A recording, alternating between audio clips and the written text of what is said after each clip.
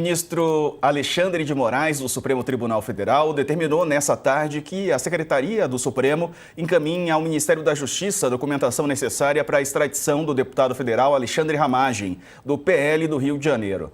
O ministro determinou o início do procedimento de extradição do deputado. Como a ação penal contra ele tramitou em julgado, quer dizer, não cabe mais recursos, e foi confirmado que ele está morando nos Estados Unidos, o ministro pediu o início do procedimento para ele ser extraditado. Ramagem foi condenado a 16 anos e 1 mês de prisão por envolvimento na trama golpista, mas foi o único dos condenados do Núcleo 1 a fugir do país antes de ser preso e sem avisar aos colegas. A determinação de Moraes ocorre na véspera da sessão da Câmara, que deve analisar a cassação de Ramagem. Como foi condenado criminalmente, sem mais chances de recorrer ao Supremo, o Supremo Tribunal Federal determinou a perda do mandato. Mas o presidente da Câmara, Hugo Motta, decidiu convocar uma sessão plenária para decidir se ele será ou não cassado. Conosco, Daniela Lima e Leonardo Sakamoto. Boa tarde aos dois, bem-vindos. Dani, e agora, situação do Ramagem, bem parecida com a da Carla Zambelli, né? Só que houve desdobramentos do caso Zambelli, né? Enfim, e a situação do Hugo Motta também sendo alvo de críticas. Será que o Ramagem também vai passar pelo mesmo processo que a Zambelli? Uma boa tarde para você. Boa tarde, Diego. Boa tarde, Sakamoto. Muito boa tarde para quem está aqui com a gente no UOL News. Olha, eu falei bastante sobre esse assunto no fim de semana com integrantes da Câmara dos Deputados pelo seguinte, tá? A questão é, a Carla Zambelli era uma figura tóxica. Ela estava abandonada até pelo Bolsonaro, o mandatário do bolsonarismo, né? Que atribui a ela, e aquela cena já histórica dela perseguindo um homem armada pelas ruas de São Paulo na véspera do segundo turno, atribui a essa cena parte da conta, né, da sua derrota para Luiz Inácio Lula da Silva em 2022. Ainda assim, sendo uma figura que não tinha nem o apoio da direita nem da esquerda, Carla Zambelli não teve votos suficientes para ser cassada. Por quê? Porque a treta da ala que está apoiando aí, digamos, a bancada dos foragidos é com o Supremo. É com a pessoa jurídica Supremo Tribunal Federal. É para se insurgir contra as investigações sobre as emendas, é para se insurgir contra as investigações que apuram a conduta de parlamentares, para se insurgir contra o próprio inquérito, a ação penal da trama golpista. Então, tem pouco a ver com o personagem em tela no caso da Zambelli. O caso do Ramagem é diferente. O Ramagem é um deputado do PL do Rio de Janeiro, mas é um cara que conseguiu criar laços, amizades na Câmara dos Deputados. Isso quem me assegurou foi um dos mais proeminentes líderes do Centrão. A aspa dele é a seguinte: se colocar o Ramagem em votação, vai ter menos votos ainda pela cassação do que a Carla Zambelli, o que vai soar como um segundo ato de desrespeito ao Supremo Tribunal Federal.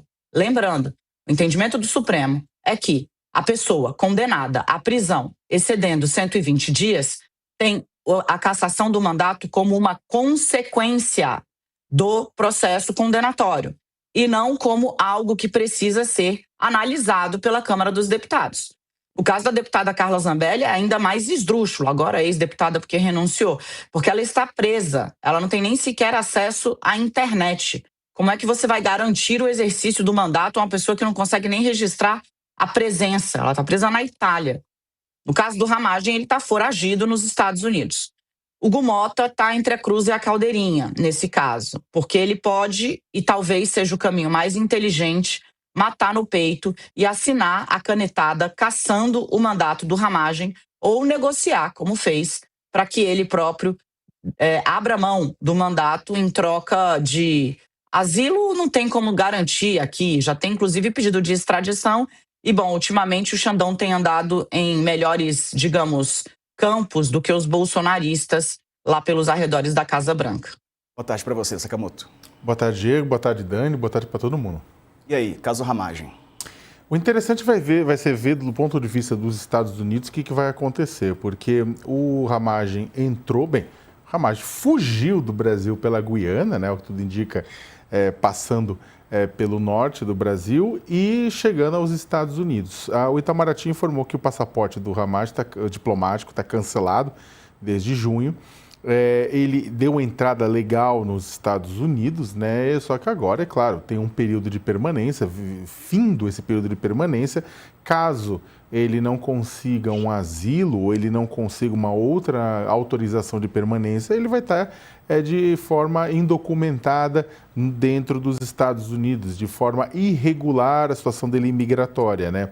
E aí vamos ver o que os Estados Unidos faz. Como bem colocou a Dani, a gente está num momento, se alguém perguntasse para a gente 2 meses atrás o que aconteceria, a gente cravaria facilmente que, olha, na atual circunstância, o governo dos Estados Unidos pode conceder um asilo ou a permanência diante de todo o imbróglio da família Bolsonaro e dos golpistas com o Estado brasileiro. Mas neste exato momento em que há um processo de distensão entre o Brasil e os Estados Unidos, em que Donald Trump resolveu reorganizar a sua interlocução, gostou do Lula pessoalmente por conta da história do Lula, né? Viu espelhos na história do Lula em si mesmo, né? A pessoa que vai presa, é perseguida, depois dá a volta por cima e tudo isso mais.